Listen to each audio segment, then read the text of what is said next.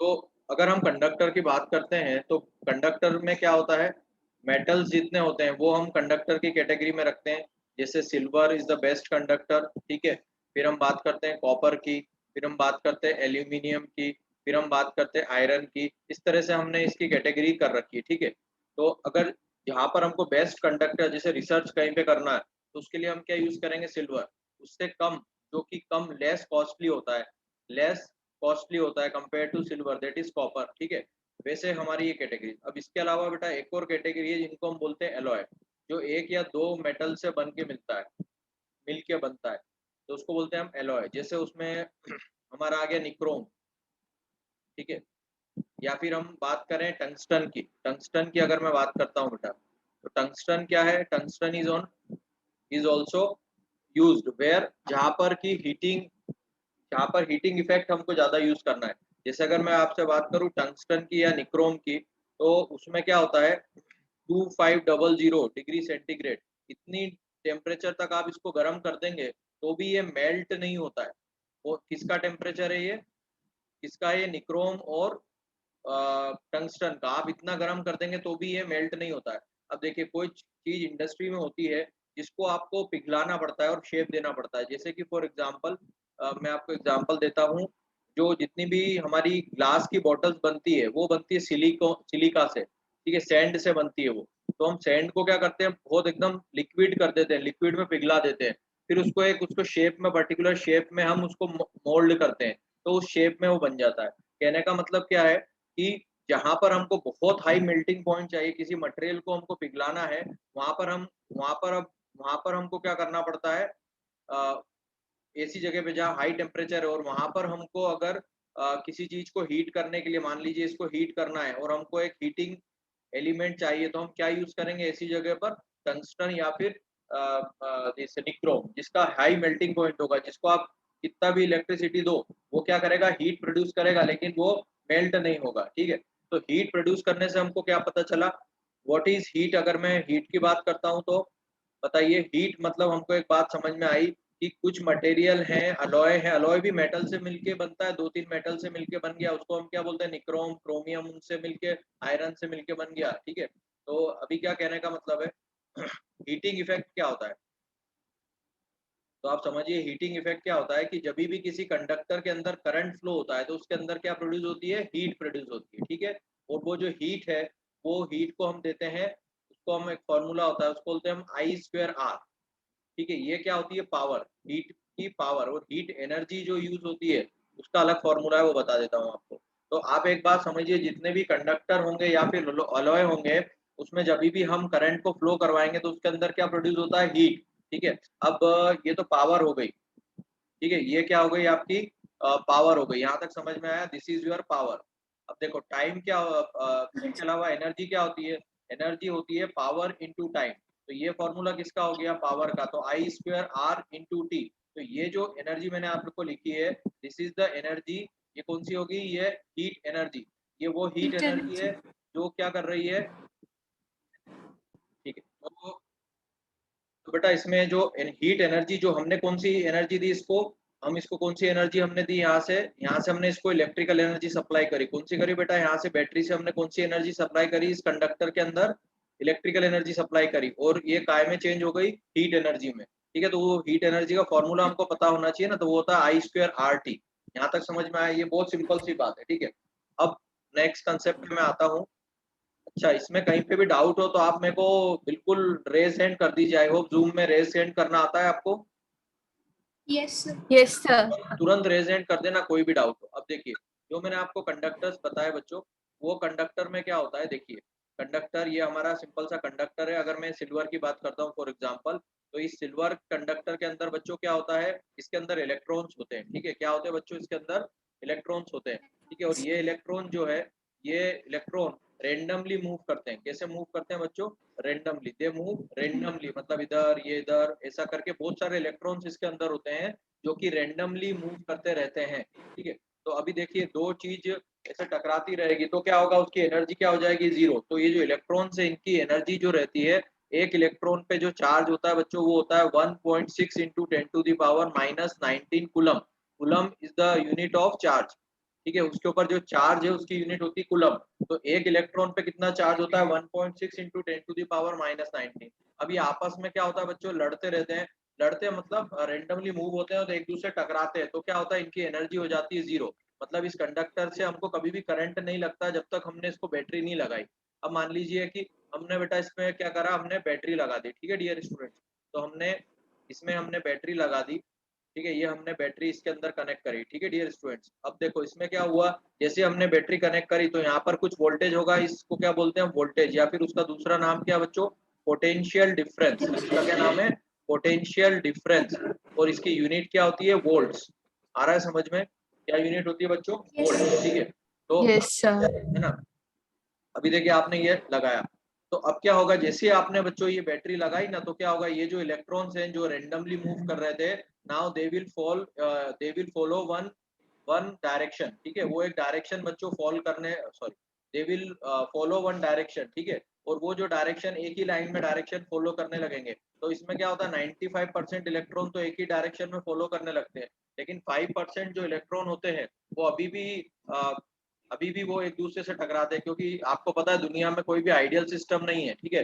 तो क्या होगा, 5% इलेक्ट्रॉन अभी भी इस तरह से टकराते रहेंगे। उस टकराने के कारण क्या होगा बताओ, इस टकराने के कारण क्या होगा, हीट के फॉर्म में एनर्जी वेस्ट होती रहेगी, ठीक है। ये देखो जब भी दो इलेक्ट्रॉन टकराएंगे तो उसमें क्या होगा, देखो आप अपने हाथ को ऐसे करके देखो, जब हम जोर से ऐसे करेंगे तो हमारे हाथ भी गर्म हो जाते हैं। कहने का क्या मतलब है, जब दो इलेक्ट्रॉन टकराएंगे तो जो इलेक्ट्रिकल एनर्जी आप यहाँ से प्रोवाइड कर रहे हैं उसको मूव करवाने की, जिन्होंने सीधा पाथ फॉलो कर दिया वो तो करंट को बना रहे हैं, लेकिन जो कुछ है जो नहीं कर पाए, 5% जो है जो नहीं कर पाए, वो क्या प्रोड्यूस करेंगे, हीट।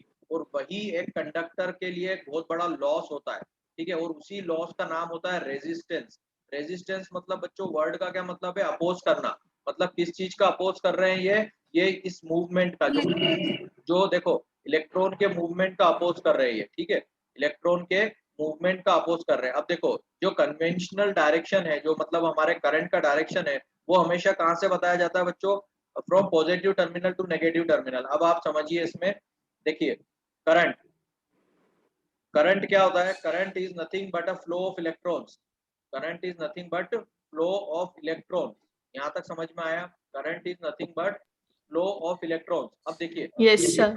अब देखो अब इसमें क्या हो रहा है, करंट कहाँ पर, देखो करंट का हम यहाँ बताते हैं मतलब कि, मतलब हम एक एजम्पशन है, क्या है बच्चों समझना ध्यान से, वर्ड एजम्पशन है, हम मान के जैसा चलते हैं कि जो इलेक्ट्रॉन है वो करंट के अपोजिट डायरेक्शन में चलते हैं। मतलब कि ये जो इलेक्ट्रॉन का मूवमेंट है वो कहाँ होना चाहिए, करंट के जस्ट अपोजिट। मतलब ये सारे इलेक्ट्रॉन दिशा में जाएंगे अपोजिट टू इलेक्ट्रॉन, ठीक है। तो करंट को हम ढंग से कैसे डिफाइन करेंगे, flow of charge carrier, flow of charge careers, flow of charge careers per unit time. जैसे डिफाइन करेंगे बच्चों, पर यूनिट टाइम। मतलब कि अगर मैं इसको फॉर्मूले में लिखूं तो करंट को सिंबल करते हैं हम आई, चार्ज का हम सिंबल करते हैं बच्चों क्यू, और टाइम का हम करते हैं टी।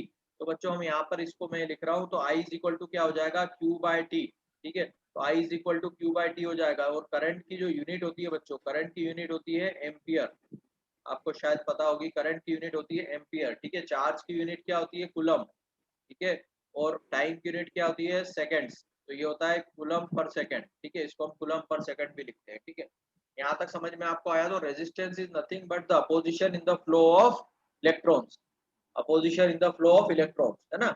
चलिए इतना सब आपको समझ में आया। तो अभी तक हमने दो चीज समझ ली कि एक तो जो कंडक्टर होता है उसके अंदर हीट जो प्रोड्यूस होती है, ठीक है, वो चीज हमने सीखी, पहला।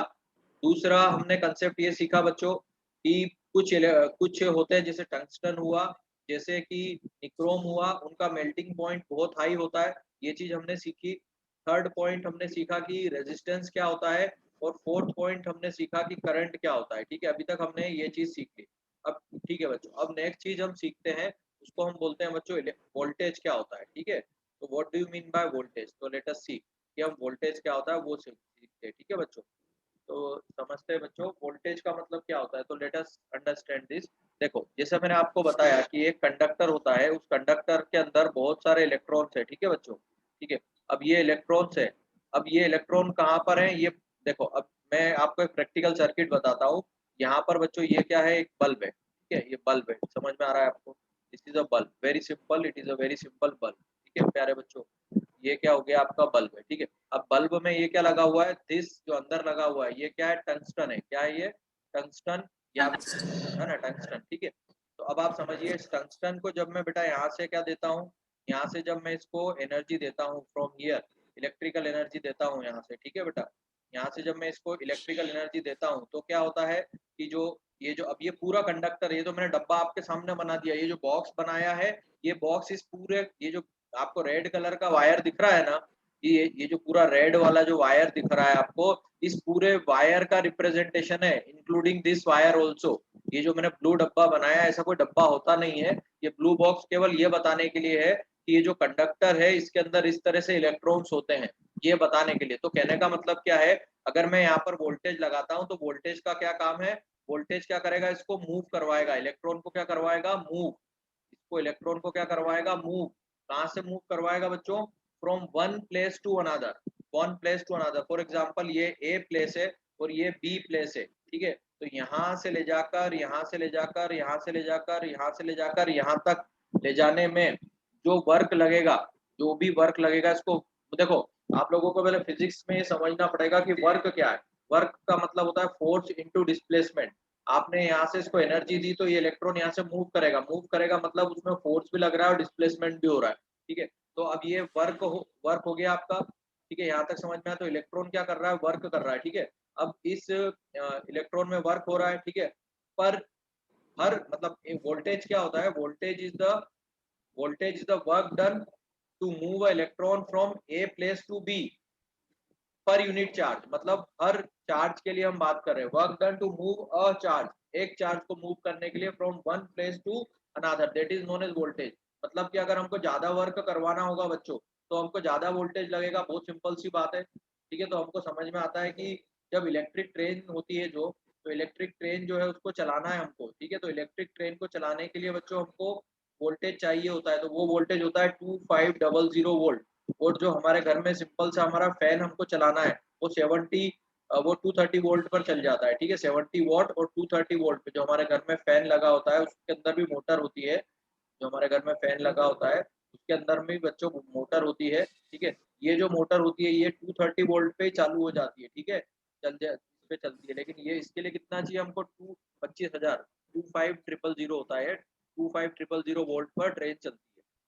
इतना समझ में आया आपको। तो कहने का मतलब क्या है कि अब ये ट्रेन कितनी भारी होती है, आप समझ रहे हो, ट्रेन इतनी भारी ट्रेन को चलाना है मतलब उसके लिए हमको ज्यादा वोल्टेज चाहिए, और ये हमको फैन चलाना है कम चाहिए, क्योंकि जो इलेक्ट्रॉन को वर्क करना है, इलेक्ट्रॉन को जो वर्क करना है इसके अंदर वो कम करना है, और इसके अंदर वर्क, वर्क मतलब चलाना, मोशन, वो ज्यादा है। इसीलिए जो वोल्टेज है वो डायरेक्टली किससे रिलेटेड है बच्चों, वर्क से। तो हम यहाँ पर एक फॉर्मूला लिख सकते हैं, voltage is equal to work done per unit charge. ठीक है, तो वर्क की यूनिट क्या होती है, जूल, और चार्ज की क्या होती है, कूलम। तो ये हो गया जो जूल बाय। सर हाँ बोलिए। सर ये जो वोल्टेज है, ठीक है, अगर आपका एरिया कम होगा कंडक्टर का तो रेजिस्टेंस ज्यादा होगा, और एरिया ज्यादा होगा तो आपका रेजिस्टेंस क्या होगा, कम होगा। ठीक है, तो area resistance is inversely proportional to area. समझ में आया, अगर एरिया ज्यादा है तो रेजिस्टेंस कम, और एरिया कम है तो रेजिस्टेंस ज्यादा। और अगर आपकी लेंथ ज्यादा है तो रेजिस्टेंस ज्यादा, लेंथ कम है तो रेजिस्टेंस कम। समझ में आया। ठीक है, ये दो पॉइंट यस समझ सर। में आपको आया। थर्ड पॉइंट ये डिपेंड करता है बच्चों टेम्परेचर पर। ठीक है, ये किस पे डिपेंड करता है, टेम्परेचर पर। और फोर्थ ये डिपेंड करता है नेचर ऑफ मटेरियल पर। नेचर ऑफ मटेरियल क्या होता है वो समझा देता हूँ आपको। देखिए, जैसे अगर आप रेजिस्टिविटी की बात करें, ठीक है, या फिर हम सिंपल सी बात करें कि अगर सिल्वर की बात करूंगा मैं, तो सिल्वर में क्या होगा, सिल्वर क्या है, बेटर कंडक्टर है। ठीक है, तो सिल्वर को अगर आप लोगे तो आपका जो लॉस होगा, जो अभी मैंने हीट लॉस सिखाया आपको, सिल्वर में हीट लॉस क्या होगा, कम होगा। जबकि अगर आप कॉपर की बात करोगे कंपेयर टू सिल्वर, तो उसमें हीट लॉस ज्यादा होगा। मतलब आपसे कोई पूछे कि बेटर कंडक्टर कौन सा, रेजिस्टेंस मतलब क्या होता है, देखो, रेजिस्टेंस जब भी आपके दिमाग में आए तो आपके दिमाग में आना चाहिए I²R। ठीक है, या फिर आपके दिमाग में आना चाहिए heat energy, that is I²RT। जितना ज्यादा आपका रेजिस्टेंस होगा, तो इन दोनों में रेजिस्टेंस किसका ज्यादा होता है, कॉपर का रेजिस्टेंस ज्यादा होता है, सिल्वर का रेजिस्टेंस कम होता है। ठीक है, तो सिल्वर का रेजिस्टेंस कम है मतलब हीट कम होगी। ठीक है, समझ में आ रहा है। अब हीट आपकी कम हुई तो आपके लिए बेटर है ना, तो इस तरह से रेजिस्टेंस डिपेंड करता है नेचर ऑफ मटेरियल पर, ठीक है। आया समझ में? तो अगर हम इन सब चीजों को अगर मैं कोलेबरेट कर दूं तो क्या हो जाएगा, R is directly proportional to A and inversely proportional to area, ठीक है। तो आर इज इक्वल टू, अब ये जब भी प्रोपोर्शनल हटता है तो उसकी जगह जब इक्वल लगता है तो उसमें बेटा क्या लग जाता है बताइए, प्रोपोर्शनल हटता है और उसकी जगह क्या लग जाता है, तो उसमें कांस्टेंट लग जाता है। तो हम यहाँ पर सर रो यहाँ कांस्टेंट। पर हम कांस्टेंट की जगह यूज कर लेते हैं रो, और रो इज नथिंग बट रेजिस्टिविटी। आया समझ में? रो इज नथिंग बट रेजिस्टिविटी, ठीक है। चलें आगे, ठीक है। तो यहाँ तक समझ में आया बेटा? तो अभी आपसे कोई Yes, पूछेगा कि रेजिस्टिविटी की यूनिट क्या है, तो R is equal to R by L, तो ये हो जाएगा आपका रो, ठीक है। अब देखो एरिया की जो स्टैंडर्ड यूनिट होती है वो होती है मीटर स्क्वायर, और लेंथ की क्या होती है, मीटर, ठीक है। तो ये क्या हो जाएगा आपका रेजिस्टेंस इनटू मीटर, ये क्या हो गया आपका रेजिस्टिविटी। तो इसको हम कैसे लिख सकते हैं, ओम मीटर। क्या बोलेंगे हम, इसकी यूनिट क्या हो गई, ओम मीटर, या फिर क्या हो गया, रेजिस्टेंस इनटू मीटर। यहाँ तक समझ में आया बेटा सभी को? yes, sir. ठीक है। चलिए, तो हमने एक और टॉपिक समझा, रेजिस्टिविटी क्या होती है, ठीक है। चलिए अब हम समझते हैं सीरीज और पैरेलल। तो आई होप सीरीज और पैरेलल बहुत सिंपल है, आपको पता है। कोई भी तीन रेजिस्टेंस है, अगर ये सीरीज में कनेक्टेड है डियर स्टूडेंट, ठीक है, अगर ये तीनों रेजिस्टेंस सीरीज में कनेक्टेड है, ये R1 है, ये R2 है, तो और ये R3 है, तो इसका टोटल रेजिस्टेंस क्या हो जाएगा, what will be the equivalent resistance, या फिर टोटल रेजिस्टेंस, वो क्या हो जाएगा, R1 plus R2 plus R3। आया समझ में? ठीक है। yes, ये सबको पता, ये आपको पता है ना, कोई कंफ्यूजन तो नहीं है इसमें, ठीक है। और सीरीज, इसको क्या बोलते हैं बच्चों, सीरीज। सीरीज में क्या होता है, करंट हमेशा क्या रहता है, सेम। ये कौन सा सर्किट है, सीरीज। तो सीरीज में क्या होता है, करंट हमेशा क्या रहता है बच्चों, सेम। यहाँ तक समझ में आया? ठीक है। अब सिमिलरली हम पैरेलल यहाँ पर ड्रॉ कर लेते हैं, ठीक है। ये हो गया आपका R1, ये हो गया बच्चों R2, और ये हो गया आपका R3, ठीक है। इन तीनों को हमने पैरेलल में कनेक्ट करा, ठीक है, okay. So now this is R1, this is R2 and this is R3. Okay बच्चों, this is voltage V, this is current flowing, this is plus minus. Okay, I hope it is clear to you. This is I1, this is I2 and this is I3. ठीक है। तो अभी यहाँ से जो total current I जाता है वो क्या हो जाएगा, I1 plus I2 plus I3। ये क्लियर है आपको, कोई डाउट है इसमें, बोलिए यस और no. yes, sir, no doubt. Yes sir clear. Doubt हो तो बता देना। ये सीरीज सर्किट, ये पैरेलल सर्किट। अब क्या होगा, यहाँ पर वोल्टेज सेम होता है, मतलब अगर मैं ऐसा बोलता हूँ कि V1 के अक्रॉस का वोल्टेज R1 के अक्रॉस का वोल्टेज V1 है, R2 के अक्रॉस का V2 है, और R3 के अक्रॉस का V3 है, तो ये क्या हो जाएगा, V1 equal to V2 equal to V3 is equal to V। समझ में आया? तो पैरेलल में क्या होता है बच्चों, वोल्टेज सेम रहता है, और सीरीज की अगर मैं बात करूंगा तो वहाँ करंट सेम रहता है, ठीक है। यहाँ तक समझ में आया? तो आगे चलते हैं। Yes sir. अब बच्चों हम देखते हैं ओम्स लॉ। ओम्स लॉ क्या होता है वो समझ लेते हैं, ठीक है। तो क्या होता है, जो कंडक्टर है, फॉर एग्जांपल एक ये बल्ब है, ये आपका बल्ब कनेक्टेड है, ठीक है। अब इस बल्ब में डियर स्टूडेंट्स, ये आपका बल्ब है, यहाँ से हमने इसको वोल्टेज प्रोवाइड करा, तो यहाँ से क्या हुआ, इसके अंदर करंट फ्लो हुआ। इसके अंदर करंट फ्लो होने के कारण बच्चों क्या हुआ, इसके अंदर लाइट इल्यूमिनेट होने लगी। तो आप समझिएगा एक बात, इसका क्या मतलब है, ओम्स ने क्या बोला था, तो ओम ने ये बोला था कि अगर आप क्या करो, आप एक काम करो, ओम ने क्या बोला था वो समझ लीजिए, है ना। ओम ने ये बोला था कि जैसे ये आपकी वोल्टेज एक्सिस हुई, ये आपकी करंट हुई, तो ओम ने ये बोला था ये आपका जीरो है। तो उसने ऐसा बोला कि अगर आप यहाँ पर इस तरह से करंट को बढ़ाते जाओ, ठीक है, जैसे आपने 5 करा, ठीक है, और यहाँ पर आप इसमें आप यहाँ से वोल्टेज चेंज करो। वोल्टेज चेंज कर सकते हैं ना, बहुत सिंपल है वोल्टेज चेंज करना। आप घर पे फैन का रेगुलेटर जो चेंज करते हो ना, 1 से लेकर 2, 3, 4, that is nothing but voltage change होता है उसमें। मैक्सिमम जब आप पहुंच जाते हो तो वो 230 पे पहुंच जाता है, ठीक है, और मिनिमम वो फॉर एग्जांपल 50 रहता है। तो यहाँ पर जो आपका फैन से आप रेगुलेटर से आप चेंज करते हो ना, that is nothing but you change the voltage. क्या चेंज करते हो बच्चों, वहां से आप वोल्टेज चेंज करते हो। I hope it is clear, ठीक है। ये हो गया 5, ये हो गया 10, ये हो गया 15, ये हो गया 20, ये हो गया 25, ठीक है। तो अब मैं ऐसा बोल रहा हूँ बच्चों, आपको समझिएगा बहुत ध्यान से। ओम ने क्या बोला, ओम ने ये बोला कि जैसे आप यहाँ से वोल्टेज चेंज करते हो, इस कंडक्टर, ये कंडक्टर है, यस ये एग्री करते हो सब, ये मान लो हमारा कॉपर का कंडक्टर है। तो उसने ये बोला कि अगर कॉपर का कंडक्टर है और अगर आप वोल्टेज चेंज कर रहे हो, फॉर एग्जाम्पल ये वोल्टेज का मैं टेबल बना देता हूँ, ये वोल्टेज है और ये करंट है, तो आपने वोल्टेज करा 5, ठीक है, फिर करा आपने 10, फिर आपने करा 15, और फिर आपने करा 20, और फिर आपने करा 25। 1 सेकंड बेटा होल्ड रखना है ना बस। ठीक तो ठीक पढ़ा लिया, फिर हमने करंट पढ़ा, वोल्टेज पढ़ा, रेजिस्टेंस पढ़ा, ठीक है। फिर हमने पढ़ लिया सीरीज पैरेलल क्या होता है, ठीक है।